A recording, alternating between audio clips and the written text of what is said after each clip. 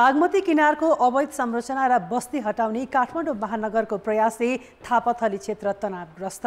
कान्तिपुर समाचारमा आज मन्त्री उम्मेदवारले रोकेको सुनसरी 4 को मतगणना तत्काल अघि बढाउन एमालेको माग। साना दल र स्वतन्त्रको संसद र सरकारमा कस्तो होला भूमिका? निलम्बित प्रधान न्यायाधीश जबराको कार्यकाल सकिने लाग्दा अब के होला महाअभियोग प्रस्ताव? जनकपुर धाममा विवाह उत्सवको रमझम। अर्थतन्त्रमा सुधारका आफ्ना सुझाव राष्ट्र बैंकले सम्बोधन नगरेको निजी क्षेत्रको गुनासो।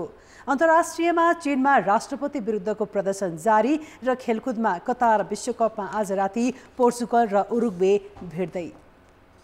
नमस्कार, अब मुख्य समाचार। सत्ता गठबन्धनका शीर्ष नेताहरू आफ्नै नेतृत्वमा सरकार गठनको कसरतमा। पार्टीभित्र छलफलै नगरी एक्लै दौडधुप, संगठनभन्दा सत्तामा ध्यान। संसदमा दलको संख्या बढेपछि सिंहदरबारमा व्यवस्थापनको चटारो। 2 सांसद जित्ने दललाई कार्यालय, स्वतन्त्र र 1 सिट हुनेलाई साझा कोठा। जानकीको जन्मभूमि जनकपुर धाममा विवाह पञ्चमीको रौनक। सीतारामको स्वयंवरमा 10,000 श्रद्धालु सहभागी। इरानले सरकार विरुद्ध जारी प्रदर्शनबारे राष्ट्रसङ्घलाई अनुसन्धान गर्न नदिने, मानव अधिकारको आवरणमा हस्तक्षेप गर्न खोजेको आरोप। र फिफा विश्वकपमा नेइमार बिनाको ब्राजिल स्विजरल्यान्डसँग खेल्दै। पोर्चुगलले उरुग्वेको सामना गर्ने, सर्बिया र क्यामरूनले अङ्क बाँडे।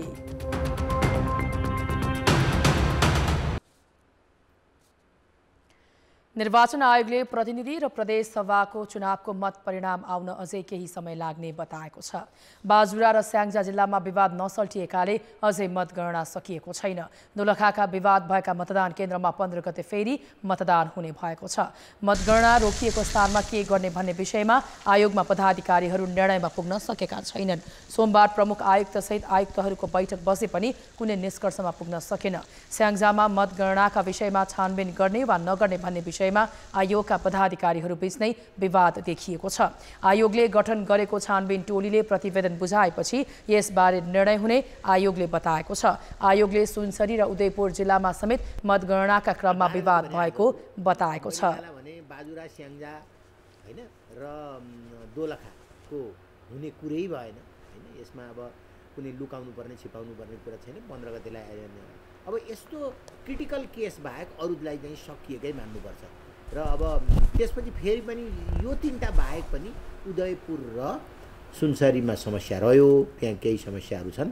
आयोगले त्यसलाई सम्बोधन गरेर आज पठाइदियो। उहाँ लामो समयदेखि अवरुद्ध छ गणना। सो क्षेत्रमा कांग्रेसले मतगणना हुनुपर्ने माग गरेको छ भने एमालेले फेरि मतदान हुनुपर्ने माग गरेको छ। संविधान सभाको पहिलो निर्वाचनमा सबैभन्दा ठूलो दल बनेको माओवादी त्यस यताका हरेक निर्वाचनमा खुम्चिँदै गएको छ। यसबीचमा यो पार्टी सरकार गठन र विघटनमा पनि निकै सक्रिय रह्यो। अध्यक्ष पुष्पकमल दाहाल परिस्थितिलाई आफू अनुकूल व्याख्या गर्दै आइरहन्छन्। 3 दशकदेखि निरन्तर पार्टीको नेतृत्व र पछिल्लो 1.5 दशकदेखि सत्ताको केन्द्रमा रहेका दाहालले भने जसरी अब भने मुलुकको राजनीति अगाडि नबढ्ने संकेत देखिएको छ। गठबन्धनका अन्य 4 दलसँग सिट बाँडफाँड गरेर चुनावमा गएको नेकपा माओवादी केन्द्रका अध्यक्ष दाहालले चुनाव अघि नै आफ्नो दल तेस्रो र निर्णायक शक्ति बन्ने बताएका थिए।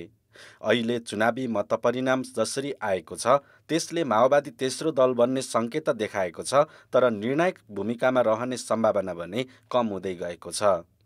हाम्रो अपेक्षा जसरी परिणाम भन्ने थियो त्यस्तो चाहिँ अलि भएन भन्ने पनि छ। नसोचेका के कुरा भए भन्ने पनि छ। सशस्त्र युद्ध अघि नेकपा मसाल हुँदादेखि नै दाहाल निरन्तर नेतृत्वमा छन्। विस्तृत शान्ति सम्झौता मार्फत शान्तिपूर्ण राजनीतिको मूलधारमा आएको माओवादीले 2064 यता 3 पटक सरकारको नेतृत्व गरिसकेको छ। 2 पटक त स्वयं दाहाल नै सरकारको नेतृत्वमा पुगेका छन्। सत्ता समीकरण परिवर्तनमा पनि दाहाल पटक पटक निर्णायक देखिएका छन्। युद्धबाट जो कि शान्ति प्रक्रियामा आएपछि संसदीय अभ्यासमा जब गर्न थाल्यो त्यो महत्त्वाकांक्षाको व्यवस्थापनमा सबैभन्दा कुरा ठुलो चुक्यो। कार्यकर्ताहरू नेताहरू सबैमा जस्तो कि बजारवाद हाबी भए जुन कुराको विरुद्धमा माओवादी जनयुद्धमा लागेका कार्यकर्ताहरू नेताहरू थिए त्यसलाई चाहिँ लिएर जान सकेन। सत्ता समीकरणमा निर्णायक देखिँदा दाहालले आफ्नै पार्टीभित्र समीकरण मिलाउन भन्ने सकेनन्। पार्टी पटक पटक विभाजित भयो। 10 वर्षे सशस्त्र युद्धमा साथ दिएका मोहन वैद्य, रामबहादुर थापा, नेत्र विक्रमचन्द सहितका थुप्रै नेता अहिले उनीसँग छैनन्। एमालेसँगको एकता र एकता खारेजीपछि पार्टीमा परेको क्षतिलाई उनी यो चुनावबाट पूर्ति गर्न चाहन्थे, तर परिस्थिति त्यस्तो देखिएन।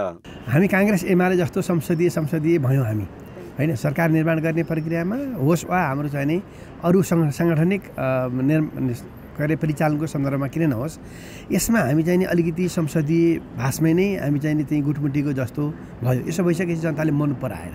हामीलाई आक्रोश किन छ त भन्दाखेरि जोसँग अपेक्षा गरिएको छ गुनासो पनि उसँग नै हुन्छ।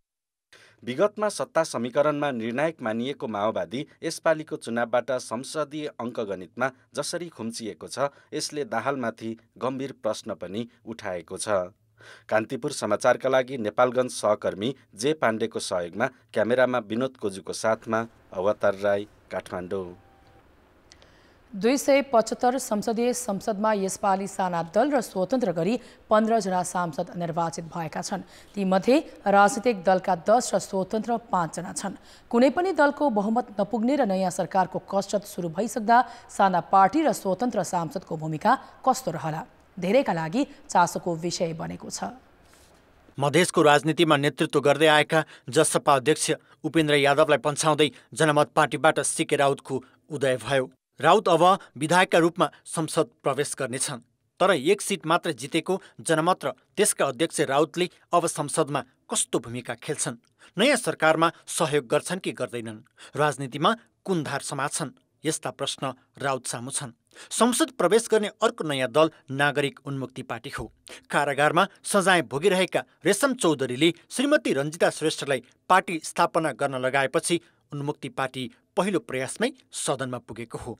3 सिट प्रत्यक्षमा जितेको उन्मुक्ति पार्टीले अब संसदमा र सरकारमा कोसँग मिलेर अघि बढ्ला भन्ने आम चासो छ। सरकारमा जानुभन्दा अगाडि हाम्रो सर्ट के हुन्छ त भन्दा रेशम लगायत 7 जना जुन राजबन्दीहरू हुनुहुन्छ उहाँहरूलाई राजनीतिक मुद्दा मार्फत रिहाको लागि राज्यले सरकारले त्यो हामीलाई भित्र भएको साथीहरूलाई बाहिर निकाल्नुपर्छ। त्यसपछि हामी सरकारमा जाने नजाने त्यसपछि डिसिजन गर्छौँ। राष्ट्रिय जनमोर्चा पनि अध्यक्ष चित्रबहादुर केसीले 1 सिट जितेसँगै संसद जाँदैछ। उनको दल अहिले सत्ता गठबन्धनको सहयात्री पनि हो। अब जनमोर्चाको भूमिका के होला? यदि गठबन्धनले चाहिँ आवश्यक बहुमत प्राप्त गर्न सकेन भने पनि अन्य कसैलाई लोकतन्त्र पक्षधर गठबन्धनभन्दा बाहिरकालाई मिसाएर पनि सरकार बनाउनुपर्छ। मधेसको राजनीतिमा महत्त्वपूर्ण भूमिका खेलेको लोकतान्त्रिक समाजवादी पार्टी पनि 4 सिटमा खुम्चिएको छ। ऊ चुनावको मुखैमा सत्ता गठबन्धनमा जोडिएको हो। 10 जना सांसद रहेका यी साना दलले सम्भावित सत्ता समीकरणको खेलमा छुट्टै मोर्चा बनाएमा त्यो अर्थपूर्ण हुन सक्छ। सबै पार्टी आफ्नो हिसाबले स्वतन्त्र छन्। कसलाई कहाँ जानु छ त्यो आफ्नो हिसाबले निर्णय गरेर गएकै राम्रो हुन्छ। सबैको त्यो रिस्क बोकेर हिँड्नु ठिक पनि हुँदैन। राजनीतिमा यो भ्यागुताको धाड्नी जस्तो हुन्छ। विचार मिल्दैन, सिद्धान्त मिल्दैन। अब त्यसरी चाहिँ एउटा यो सरकार निर्माणकै सन्दर्भमा त्यो एलायन्स गरेर जानुको कुनै तुक छैन। त्यसो त पार्टी बाहिरबाट जितेर सांसद हुनेहरूको संख्या 5 छ, तर उनीहरू अधिकांश दलकै विद्रोही हुन्। एमाले छाडेका रौतहटका प्रभु शाह र किरण शाह, कङ्ग्रेसबाट टिकट नपाएका सर्लाहीका अमरेश कुमार सिंह, एमालेका बागी मोरङका योगेन्द्र मण्डल सहितका 5 स्वतन्त्र सांसदहरू अब कतातिर ढल्केलान्। चुनावी परिणामले कुनै दलको बहुमत नपुग्ने देखिएको छ। अब सरकार गठनका लागि दल र सांसदहरूको तानातान हुन सक्छ। यो स्थितिमा साना दल र स्वतन्त्रबाट जितेका 15 सांसदको भूमिका अर्थपूर्ण हुने देखिन्छ। कान्तिपुर समाचारका लागि बागलुङबाट प्रदीप पन्त, बर्दियाबाट कमल पन्थी र रमेश धमला, काठमाडौँ। अब जनताको आवाज हामीले साथै प्रदेशमा सोधेका छौँ। नयाँ जनादेशको आन्तरिक समीक्षामा नजुर्दै नेताहरू सत्ता समीकरणमा लाग्नुलाई के भन्नुहुन्छ?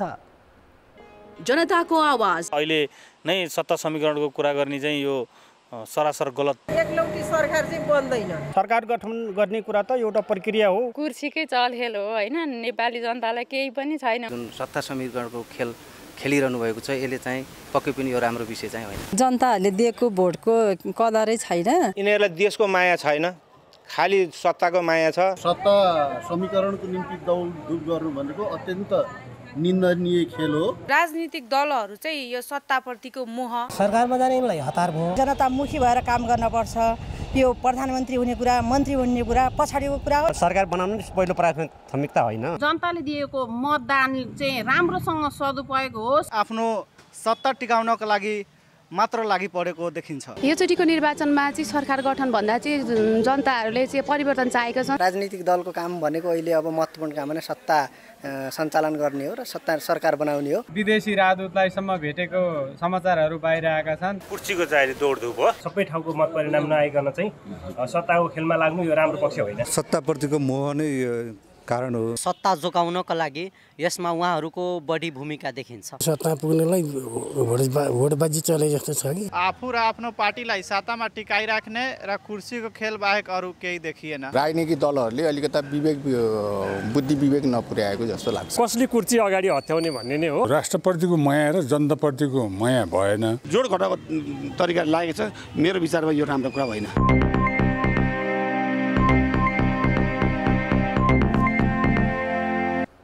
3 दिन अघि रोकिएको सुनसरी 4 को मतगणना अझै सुरु हुन सकेको छैन। करिब 60,000 मतगणना भइसकेपछि गणना रोकिएको हो।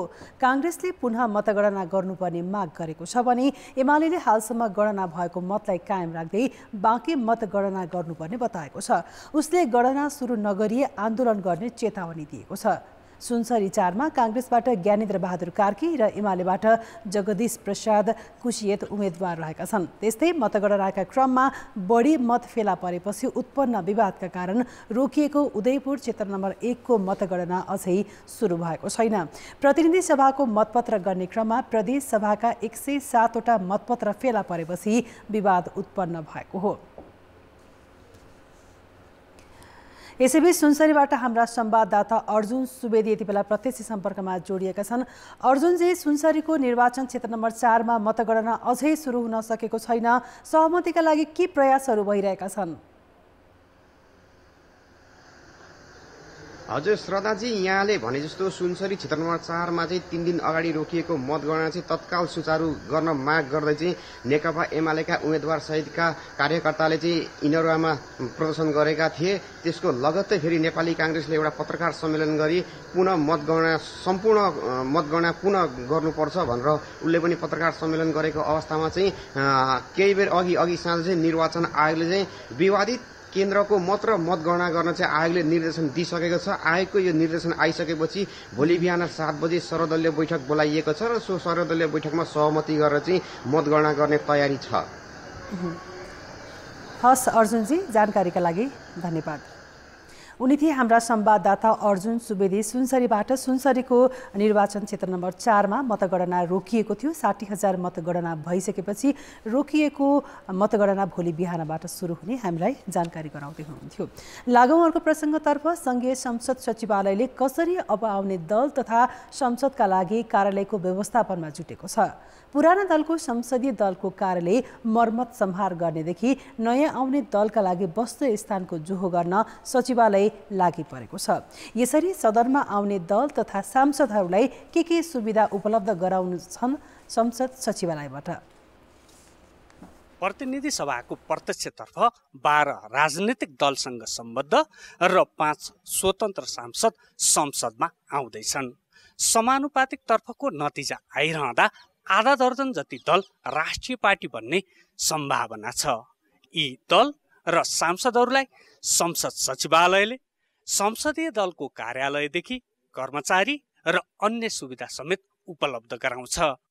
संसद सचिवालयले प्रमुख दलले प्रयोग गर्दै आएका कार्यालयमा सफाई र रङरोगनको काम गरिरहेको छ। संसदमा दलहरूको संख्या बढ्ने भएकोले नयाँका लागि कार्यालय र कर्मचारी व्यवस्थापनको तयारी सचिवालयले गर्दैछ। सचिवालयले चुनाव जित्ने प्रमुख दलहरूलाई अधिकृतदेखि कार्यालय सहयोगी सहित 3 जना कर्मचारी उपलब्ध गराउँछ। 2 जना संसद भए कार्यालय पाइन्छ। सरकारमा जाने बाहेक संसदको सबैभन्दा ठूलो पार्टीले प्रमुख प्रतिपक्षी दलको हैसियत पाउँछ। त्यस्तो दलको नेता र सचेतकलाई चालक र इन्धनसहित गाडी सुविधा हुन्छ। सत्तारूढ दलको प्रमुख सचेतकलाई पनि त्यसरी नै सुविधा दिने व्यवस्था छ। चुनावबाट प्रत्यक्षतर्फ 1 र समानुपातिकमा 3% मत कटाउने पार्टीले राष्ट्रिय दलको मान्यता पाउँछन्। संसदीय दल प्राप्त गर्न नसक्ने स्वतन्त्र र दलबाट 1 जना मात्रै सांसद जितेकालाई पनि बस्न मिल्ने टेबल कुर्सी सहित अलग्गै हल हुन्छ। दलको सङ्ख्या बढ्ने बित्तिकै हामीले त्यसको संसदीय दलको कार्यालय, तिनीहरूका पदाधिकारीहरूको लागि कार्यकक्ष लगायतका कुराहरूको व्यवस्थापन पर्ने हुन्छ। हामी त्यसको व्यवस्थापनको लागि अहिलेदेखि नै गृह कार्य गरिरहेका छौँ। सांसदले प्रति महिना 55,230 मासिक पारिश्रमिक, विशेष भत्ता, बैठक भत्ता लगायतका सुविधा पाउँछन्। काठमाडौँ उपत्यकामा घर नहुनेले मासिक 18,000 र हुनेले मर्मतका लागि भन्दै 9,000 रुपियाँ पाउने व्यवस्था छ। राज्य कोषबाट यति धेरै रकम लगानी गरिएका दल र तिनका सांसदको भूमिका चाहिँ के हुनुपर्छ त?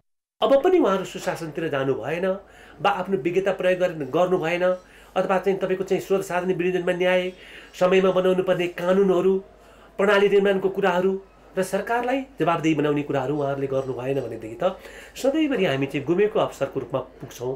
त्यसकारणले अबको संसदको र सांसदज्यूहरूको दायित्व चाहिँ यही कुरामा रहन्छ भन्छु मैले। जनमत लिएर सिंहदरबार पस्ने, सरकारी ढुकुटीको रकम लिने तर आफैले बाचा गरे बमोजिम काम नगर्ने प्रवृत्तिकै कारण सांसदहरू आलोचित हुँदै आएका छन्। संसदमा प्रतिनिधित्व गर्ने दल र सांसदको सेवा सुविधामै वर्षेनी करोडौं रुपियाँ खर्च हुन्छ। जनताको करलाई दुरुपयोग हुन नदिनका लागि पनि अबको 5 वर्ष मुलुक र जनताको हितमा सांसदहरू लागि पर्नु प्रमुख दायित्व हो। कान्तिपुर समाचारका लागि क्यामेरामा श्याम श्रेष्ठका साथ दीपक आचार्य, सिंहदरबार, काठमाडौँ। अब जनमतको अन्तिम परिणाम। जनमतमा हिजो हाम्रो प्रश्न थियो, सामाजिक सुरक्षा कोष किन प्रभावकारी हुन नसकेको होला? ए स्पष्ट नीतिको अभाव, बे रोजगारदाताको असहयोग र सी श्रमिकको बेवास्ता। जनमतको अन्तिम परिणाम यस्तो छ, ए स्पष्ट नीतिको अभावमा 68%, बे रोजगारदाताको असहयोगमा 15% र सी श्रमिकको बेवास्तामा 17% मत प्राप्त भएको छ। अब आजको प्रश्न जनमत। हाम्रो प्रश्न छ, संसदमा धेरै पार्टीको उपस्थिति हुनुलाई के भन्ने? ए लोकतन्त्रको सुन्दरता, बी अस्थिरताको जोखिम र सी स्वाभाविक जनमत। जनमतको अन्तिम परिणाम भोलि साँझ 8 बजेको कान्तिपुर समाचारमा प्रसारण गर्नेछौँ। कृपया NEWS न्युज स्पेस AB वा सी टाइप गरी 34001 मा SMS गरी आफ्नो मत व्यक्त गर्नुहोला। सुकुम्बासी बस्ती हटाउने क्रममा काठमाडौँको थापाथली दिनभर जस्तो तनावग्रस्त भयो। बस्ती हटाउन पुगेको काठमाडौँ महानगरपालिकाको प्रहरी टोली र सुकुम्बासी बीच झडप भएपछि स्थिति तनावग्रस्त बनेको हो। बस्ती हटाउन काठमाडौँ महानगरपालिकाको प्रहरी र डोजर सहित पुगेको टोलीको सुकुम्बासीले प्रतिकार गरेका थिए। काठमाडौँका अन्य क्षेत्रका अव्यवस्थित बस्तीका बासिन्दा समेत संलग्न भएर प्रतिकार गरेका थिए। त्यस क्रममा महानगरका 36 जना प्रहरी घाइते भएका छन्।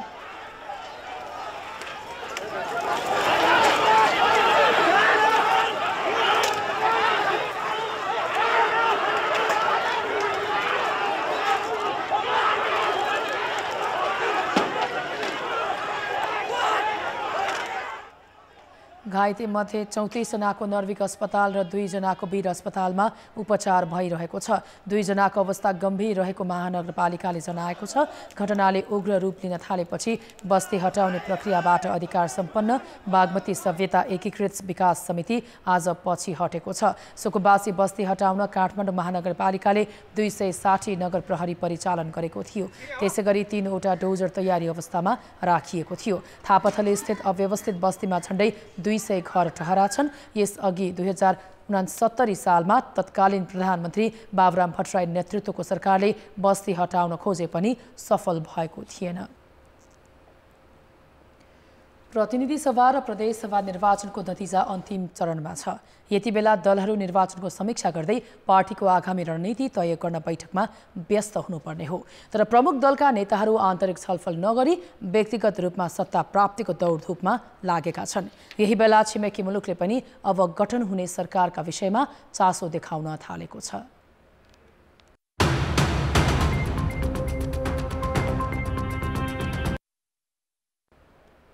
हालसम्म सार्वजनिक मत परिणामले आगामी संसद कस्तो बन्ने र कुन दलको हैसियत कस्तो हुने भन्ने लगभग प्रष्ट भइसकेको छ। तर मत परिणामको टुङ्गो लाग्ने बेलासम्म प्रमुख दलले केन्द्रीय पदाधिकारी र केन्द्रीय कमिटीको बैठक बोलाएका छैनन्। आन्तरिक छलफल नै नगरी ठूला दलका शीर्ष नेताहरू प्रधानमन्त्रीका लागि आफ्नो पक्षमा समर्थन जुटाउन व्यक्तिगत रूपमै दौडधुप गरिरहेका छन्।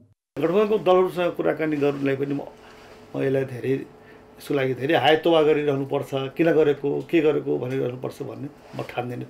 यो सबैले स्वाभाविक रूपमा लिन्छु, नेचुरल कोर्समा लिन्छु मैले। पार्टीहरूसँगको संवाद सबैभन्दा पहिले अघि बढाए एमाले अध्यक्ष केपी शर्मा ओलीले। दोस्रो ठूलो दल बनेको एमालेका अध्यक्ष ओलीले प्रधानमन्त्री शेरबहादुर देउबा र माओवादी अध्यक्ष पुष्पकमल दाहाललाई फोन गरी सहकार्यको प्रस्ताव गरे। त्यस्तै कांग्रेसबाट प्रधानमन्त्रीका दावेदारहरू प्रकाशमान सिंहले एमाले अध्यक्ष ओलीसँग भेटवार्ता गरेका छन्। एकीकृत समाजवादीका अध्यक्ष माधव कुमार नेपाल र रामचन्द्र पौडेल बीच पनि भेटवार्ता भएको छ। यी सबै भेटको उद्देश्य हो प्रधानमन्त्रीमा आफ्नो पक्षमा समर्थन जुटाउनु। सम्भावित सरकार गठनको विषयलाई लिएर छिमेकी मुलुक भारतका राजदूत नवीन श्रीवास्तवले समेत शीर्ष नेताहरूसँग भेटवार्ता गरेका छन्। निर्वाचनको नतिजा आइ नसक्दै भएको यो भेटलाई राजनीतिज्ञहरूले स्वाभाविक रूपमा लिएका छैनन्। कुनै दलले आफ्नो तर्फबाट प्रधानमन्त्री बनाउने भन्ने बारे सर्वप्रथम पार्टीभित्रै आन्तरिक निर्णय गर्नुपर्छ। त्यसपछि संसदीय दलको नेता छान्नुपर्ने हुन्छ। त्यसपछि बल्ल आफ्नो पक्षमा समर्थन जुटाउन सम्भावित प्रधानमन्त्रीले आफ्ना दलका नेतासँग संवाद बढाउनुपर्छ। तर पार्टीभित्र कुनै छलफल नगरी अन्य दलका नेता भेट्ने हतारो किन? के दलहरूभित्र सामूहिक निर्णय र आन्तरिक लोकतन्त्रको अभाव देखिएको हो? आन्तरिक समस्या त छिटै 2-4 दिनभित्र हाम्रो चाहिने पार्टीको स्थायी कमिटी या पदाधिकारीको बैठक बस्ला। कसैको पनि बहुमत नभएको हुनाले अब एउटा कुनै पार्टीको बहुमत हुन्थ्यो भनेदेखि स्वाभाविक रूपमा जसको बहुमत आउँछ उसैले चलाउँथ्यो। तर कसैको पनि बहुमत छैन। जो आए पनि अरू दलको सहयोग गरेर धेरै दल मिलेर सरकार चलाउने हो। एमालेले गरे पनि त्यही गर्ने हो, काङ्ग्रेसले गरे पनि त्यही गर्ने हो। सरकार गठनका विभिन्न विकल्प छन्। यो अवस्थामा दलहरूले व्यक्तिगत दौडधुप भन्दा पनि आन्तरिक तथा बहुपक्षीय छलफल मार्फत ठोस र परिपक्व निर्णय लिनुपर्ने देखिन्छ। कान्तिपुर समाचारका लागि क्यामेरामा सञ्जय लुइटेल र सुरज खड्काका साथमा अवतार राई र विकास आचार्य, काठमाडौँ। चुनावबाट पहिलो दल बनेको नेपाली कांग्रेसभित्र प्रधानमन्त्रीका आकांक्षाको दौडधुप छन् रोचक देखिन्छ। पार्टीभित्र न छलफल भएको छ न त संसदीय दलको नेता चयन प्रक्रिया नै अघि बढेको छ। कांग्रेसको विधानमा संसदीय दलको नेता मात्र प्रधानमन्त्री बन्न सक्ने प्रावधान छ। तर कांग्रेसका नेताहरूले आफूलाई अबको प्रधानमन्त्रीमा दावी गर्दै विपक्षी दलका नेता भेट्ने र आफू निकट मार्फत सामाजिक सञ्जालमा प्रचार गराउने काम गरिरहेका छन्। तनहुँबाट चुनाव जितेका कांग्रेस नेता रामचन्द्र पौडेलले सोमबार एकीकृत समाजवादीका अध्यक्ष माधव कुमार नेपालसँग भेटे। पौडेल कांग्रेसबाट प्रधानमन्त्रीका आकांक्षी हुन्। 2074 को निर्वाचनमा पराजय भोगेपछि पार्टी संसदीय दलको नेताको दौडबाट बाहिरिएका पौडेल यसपटक नतिजा सार्वजनिक हुने बित्तिकै काठमाडौँ आए र सभापति शेरबहादुर देउबा तथा नेताद्वय शशाङ्क कोइराला र प्रकाशमान सिंहसँग अलग अलग भेट गरे। मैले उम्मेदवारी प्रस्तुत गर्नु अहिलेको लागि अति सान्दर्भिक छ, किनभने स्वयं सभापतिले पनि देशलाई तपाईँको राष्ट्रलाई तपाईँको आवश्यकता छ भन्ने कुरा अहिले म पनि सम्झन्छु। महामन्त्री गगन थापाले चुनावकै बेला नतिजा सकिए लगत्तै संसदीय दलको तयारी थालेका थिए। उनले पनि अहिले भावी प्रधानमन्त्रीका लागि आन्तरिक भेटघाटलाई तीव्रता दिएका छन्। अर्का महामन्त्री विश्वप्रकाश शर्माको साथ थापालाई देखिन्छ। यो निर्वाचनको सन्देश नेपाली कांग्रेसको नेतृत्वमा बहुमतको सरकार बनाऊ तर सरकारको नेतृत्व बदल भन्ने हो। यो सन्देशलाई हामीले अहिले पनि बुझेनौँ वा बुझ पचायौँ भने ठुलो क्षति हामीले बिहोर्नुपर्छ। यो मेरो वा कसैको व्यक्तिगत कुरा रहेन। अब नेपाली कांग्रेसको अब निर्णय गर्ने योग्यता प्राप्त गरेको हामी सांसदहरूले सिङ्गो देशको पार्टी कार्यकर्ताहरू र आम नागरिकहरूको भावना बुझ्ने कि नबुझ्ने भन्ने प्रश्न हो। 2074 मा संसदीय दलको नेतामा सभापति देउबासँग पराजित पूर्व महामन्त्री प्रकाशमान सिंहले चुनाव जितेपछि एमाले अध्यक्ष केपी शर्मा ओलीसँग भेटघाट गरे। अर्का पूर्व महामन्त्री शशाङ्क कोइरालाले निर्वाचनको नतिजा आउनासाथ प्रधानमन्त्रीको तयारीमा जुट्ने भनेका थिए। पार्टीको 14औं महाधिवेशन यता देउबा बाहेकको समूहको नेतृत्व गरेका शेखर कोइरालाले मुख खोलिसकेका छैनन्। सभापति देउबा अहिलेसम्म सुविधाजनक बहुमतमा देखिएका छन्। काङ्ग्रेसमा पार्टी संसदीय दलको नेता मात्रै प्रधानमन्त्री बन्न पाउने व्यवस्था छ। पार्टी र सरकार दुवैमा सभापति देउबा बलियो अवस्थामा छन्। उनी आफै प्रधानमन्त्री बन्ने योजनामा छन् र नेपाली काङ्ग्रेस नेतृत्व हाम्रो अहिलेको वर्तमान प्रधानमन्त्री पार्टी सभापति हो। त्यो चाहिँ स्वाभाविक हो। तर त्यस विषयमा औपचारिक कुनै निर्णय भएको छैन। औपचारिक रूपमा पार्टी सभापतिले केही भन्नुभएको छैन। अहिले चुनाव जितेका र समानुपातिक सूचीबाट सांसद हुनेहरू पनि संस्थापनकै बढी छन्। त्यसरी हेर्दा देउबाको साथ नपाए थापा, पौडेल, सिंह वा कोइराला कसैलाई पनि अब हुने काङ्ग्रेस संसदीय दलको निर्वाचनबाट नेता चुनिन सजिलो छैन। देउबा बाहेक अरू आकाङ्क्षी एकजुट हुन्छन् वा हुन्नन्, त्यसले पनि काङ्ग्रेसमा अब कस्तो समीकरण बन्छ भन्ने अर्थ राख्नेछ। कान्तिपुर समाचारका लागि क्यामेरामा एम कुमार परसाईका साथ प्रकाश बम, काठमाडौँ। मिथिला संस्कृतिको महत्त्वपूर्ण पर्व राम जानकी विवाह महोत्सव धुमधामका साथ मनाइँदैछ। विवाह पञ्चमी मेला भर्न नेपालका विभिन्न स्थानसहित भारतबाट समेत भक्तजन जनकपुर धाम आएका छन्। तीर्थालुले भरिभराउ जनकपुर धाम सजावटले झकिझकाउँछ। 10 दिन यता यस्तै स्वागत र मङ्गल धुनले मिथिला नगरी गुन्जेमान छ। त्रेतायुगमा मङ्सिर शुक्ल पक्षको पञ्चमी तिथिका दिन मर्यादा पुरुषोत्तम राम र जनकनन्दनी जानकी बीच भएको स्वयंवरको सम्झनामा जनकपुर धाममा हर्षोल्लास र धूमधाम का साथ विवाह पंचमी मनाइँदैछ। बहुत ही आनंदमय है। सभी संत महात्माओं के साथ यहाँ का दर्शन हो रहा है। अहिलेसम्म यहाँ जानु कि राम सीताको बिहा भन्ने यस्तो धाममा आइपुगेको थिएन। पौराणिक परम्परा अनुसार विवाह पञ्चमीको अवसरमा राम मन्दिर, जानकी मन्दिर, लक्ष्मण मन्दिर, दशरथ मन्दिर लगायतका मठ मन्दिरहरूबाट झाँकी सहित डोला शोभा यात्रा निस्केको छ। ऐतिहासिक रङ्गभूमि 12 बिघा मैदानमा राम र जानकीको विधिपूर्वक स्वयंवर भएपछि नगरको विभिन्न भागको परिक्रमा गर्दै डोला जानकी मन्दिर ल्याइएको छ। हामी के गर्ने, विधि विधान त्यही यो त उपासना छन्, तर हामीहरू दिनानुदिन यसलाई राम्रैसँग सजाइरहेको छु। तपाईहरू हेरिराख्नुहुन्छन्। व्यवस्था पनि व्यवस्थित पनि, यो दुईटै कुरामा हामीहरू सक्रिय छौँ। मिथिला परम्परा अनुसार राम र जानकीको प्रतीकात्मक स्वरूपको राति विधिपूर्वक वैवाहिक कार्यक्रम हुनेछ। विवाह पञ्चमीमा देवी देवताको समेत उपस्थिति रहने जनविश्वासको आधारमा वैवाहिक कार्यक्रममा सहभागी हुन नेपाल र भारतका विभिन्न स्थानका हजारों श्रद्धालुहरू जनकपुर धाम आइपुगेका छन्। रात में जैसे रुकना पड़ा तो धर्मशाला उतना है नहीं, होटल का रेट इतना ज़्यादा है कि हर आदमी टिक नहीं सकता है उसमें। राम जानकी को पहिलो भेट भएको फुलबारी प्रसंगबाट सुरु हुने राम जानकी विवाह पञ्चमीमा नगर दर्शन, फुलबारी लीला, धनुषयज्ञ, मटकोर, तिलकोत्सव, विवाह उत्सव लगायत 7 दिनको विधिपूर्वक धार्मिक अनुष्ठान गरिन्छ। रामकलेवा अर्थात् विवाह पञ्चमीमा सहभागी साधु सन्त र अतिथिहरूलाई भोजन, वस्त्र र दक्षिणा दिएपछि साताव्यापी राम जानकी विवाह पञ्चमी विधिवत रूपमा समापन हुनेछ। कान्तिपुर समाचारका लागि सहकर्मी अमरकान्त ठाकुर र बिर्खेश यादवका साथ अनिल मिश्र, जनकपुर धाम, धनुषा। अर्थ र विकास। उच्च ब्याजदरका कारण व्यवसाय गर्नै कठिन भएको भन्दै उद्योगीहरू आन्दोलित भएपछि नेपाल राष्ट्र बैंकले निक्षेप र कर्जाको ब्याजदरको अन्तर घटाउन लागेको छ। राष्ट्र बैंकले आइतबार संशोधन गरेको मौद्रिक नीतिको पहिलो त्रैमासमा समीक्षाले मुलुकको अर्थतन्त्रमा सुधारको सङ्केत देखिए पनि जोखिम बाहिर भने नरहेको देखाएको विज्ञहरूले बताएका छन्। गत वर्ष 7% हाराहारीको ब्याज दरमा ऋण लिएका उद्योगी व्यवसायीले अहिले 12% को हाराहारीमा ब्याज तिर्नुपर्ने बाध्यता छ। ब्याज एकाएक बढेपछि उद्योगी व्यवसायी आन्दोलनमै उत्रिए। यिनै व्यवसायीलाई केही राहत दिन खोज्दै राष्ट्र बैंकले कर्जा र निक्षेप बीचको ब्याज दर अन्तर घटाएको छ। यसरी कर्जाको ब्याज दर केही घटाउन खोज्नुले अर्थतन्त्रमा सामान्य सुधार देखिए पनि जोखिममै रहेको देखाएको विज्ञ बताउँछन्। बैंकहरूले लिने प्रिमियममा चाहिँ घटाउनु पर्ने बाध्यात्मक किसिमको परिस्थितिहरू ल्याएको छ। फेरि अर्को असर चाहिँ के हुँदो रहेछ भनेदेखि ब्याङ्क र वित्तीय क्षेत्रको नाफामा चाहिँ यसले नकारात्मक प्रभाव पार्छ भन्ने किसिमको छ। कतिपय कुराहरूमा चाहिँ मौद्रिक नीतिले अझै पनि अर्थतन्त्र सुधारको दिशामा अलिअलि गएको देखिया छ, तर जोखिम रहिरहेको हुनाले एकदम सजगतापूर्ण किसिमको हामीले मौद्रिक नीतिको लाई चाहिँ अनुसरण गरेका छौँ भनेर भनेको छ।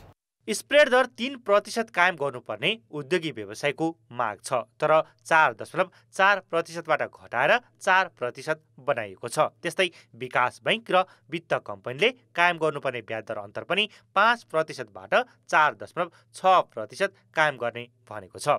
यसमा सकारात्मक देखिएको निजी क्षेत्र यतिले मात्रै समस्या समाधान नहुने बताउँछ। हामीले भनेको कुरा चाहिँ नि ठिक रहेछ भन्ने कुरा महसुस चाहिँ भएको छ, तर त्यतिले त केही हुँदैन। हाम्रो सबभन्दा ठुलो कन्सर्न उद्योगी व्यवसायहरूको अहिले ब्याजको दर स्थायित्व गर्छु त भनेको छ, तर ब्याजको दर कम हुनु पर्यो, अहिलेको ब्याज दरले हामी काम गर्न सक्दैन भन्ने नै हो। तर त्यो कम गर्ने कुरोमा हामीले त्यो समीक्षाले केही खासै चासो देखाएको देखेन। राष्ट्र ब्याङ्कले हालै सार्वजनिक गरेको असोज मसानसम्मको वित्तीय विवरणले अर्थतन्त्रका बाह्य सूचकमा झिनो सुधार देखाए पनि आन्तरिक सूचकमा खासै सुधार छैन। लगानीयोग्य रकमको अभावले ब्याज दर उच्च त बनाएको छ नै, उद्यम गर्न खोज्नेले रकम समेत पाएका छैनन्। आइतबार गरिएको संशोधनले लगानीयोग्य रकमको अभाव समाधान गर्न राष्ट्र ब्याङ्क मात्रै पर्याप्त नभएको र सरकार नै लाग्नुपर्ने देखाएको छ। वित्तीय साधनको अभावको प्रश्न निजी क्षेत्रले उद्यमीहरूले उठाइरहेछन्। त्यसको समाधान चाहिँ नेपाल सरकारले शासकीय सुधार र आर्थिक सुधार मार्फत परिचालन गर्नुपर्छ भन्ने सङ्केत दिएको यो त्रैमासिक समीक्षाको पहिलो प्याराग्राफमा नै यो कुरा उल्लेख गरेको हुनाले स्पष्ट वित्तीय स्रोतमा सरकार र बाह्य क्षेत्र स्थायित्वको हकमा मौद्रिक नीति मार्फत समाधान खोज्नुपर्छ भन्ने खालको किता काठको कुराहरू चाहिँ गरेको जस्तो मलाई लाग्छ। बढ्दो ब्याज दर र लगानीयोग्य रकम अभाव भएका कारण आर्थिक गतिविधि सुस्त छन्। अब बन्ने सरकारले विकास निर्माणमा खर्च बढाएर बैंकिङ क्षेत्रमा ऋण नपाउने स्थितिको अन्त्य गर्नुपर्ने देखिएको छ। कान्तिपुर समाचारका लागि क्यामेरामा हेम कुमार प्रसाईका साथ सुधिल पोखरेल, काठमाडौँ। इपिएस कोरिया शाखाले रोजगारीका लागि कोरिया जाने युवाका लागि आगामी माघ 16 र 17 गते भाषा परीक्षा लिने भएको छ। सन् 2023 का लागि कोरियाबाट कृषितर्फ 6000 को कोटा आएको र त्यसका लागि भाषा परीक्षा लिन लागि हो। उत्पादनमूलक क्षेत्रमा पास भएका करिब 15,500 भनी प्रतीक्षा सूचीमा रहेको इपिएस कोरिया शाखाका निर्देशक पुष्पराज कटुवालले जानकारी दिए। खेलकुद समाचार। कान्तिपुर खेलकुद समाचारमा स्वागत छ।